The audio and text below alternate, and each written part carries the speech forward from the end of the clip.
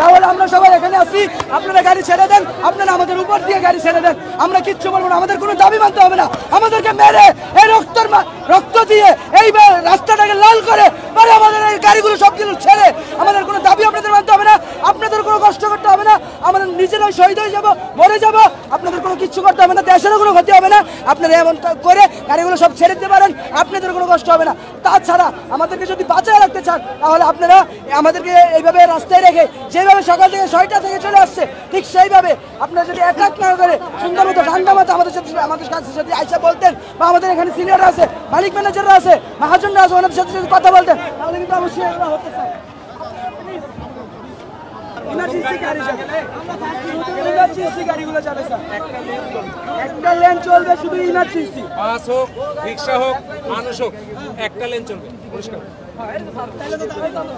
তুমি কি এই বাসকে না পাঠালে এর মধ্যে 10টা বাস পিছনে, শোনো 10টা বাস পিছনে একটা অ্যাম্বুলেন্স আছে, ওকে যেতে পারবে? হ্যাঁ অবশ্যই। কিভাবে যাবে? আমরা এই সাইডটাকে যেই লেনটাকে খালি করবো ওই লেনটা থেকে আমরা বের করি, সকাল থেকে আমরা 20টা গাড়ি, ছাত্রদের 20টা গাড়ি আমরা ছেড়ে দিচ্ছি। তুমি 20 টাকা চাচ্ছ না 50 টাকা চাচ্ছ না, আমার ঢাকার বিষয় একটা লেন এখন ছাড়া হবে 40 টাকা পরিষ্কার। আমার কথা তুমি বুঝতে পারছেন যে আমরা একটা লাইন ছেড়ে দিচ্ছি, একটা লেন ছেড়ে কি আমাদের ভালো চান না? আমাদের মতন গরিবের আমরা একটা কিন্তু আপনারাও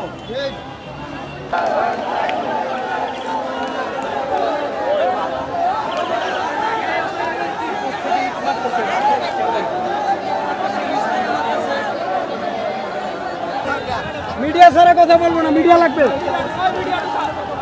মিডিয়া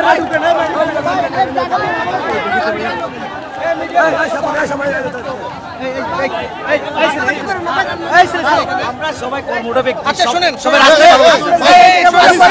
আমি বলি আমাদের থেকে আছেন সকাল থেকে স্যার আপনি ছিলেন অবশ্যই স্যার, অবশ্যই স্যার।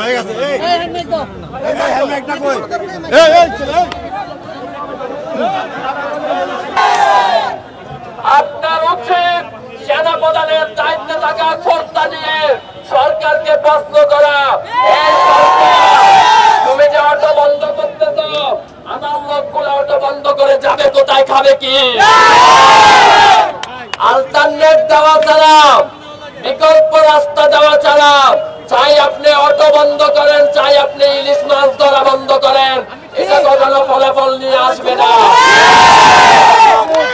ফলাফলের রাস্তা আমার বাইরে আছে, এই 2 দিন থেকে আন্দোলন করতেছে, ঘরে বসে বসে দেখতেছিলাম কি হয় দেখতেছি একটা কুচক্রী মহল আমাদের সেনাবাহিনীকে আমাদের ভাইদের বিরুদ্ধে দাঁড় করিয়ে দিয়েছে।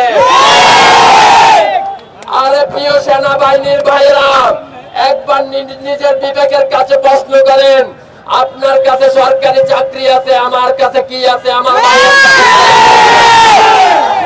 এইভাবে তো চলতে পারে না, এটা তো কোনো সমাধান হইতে পারে না।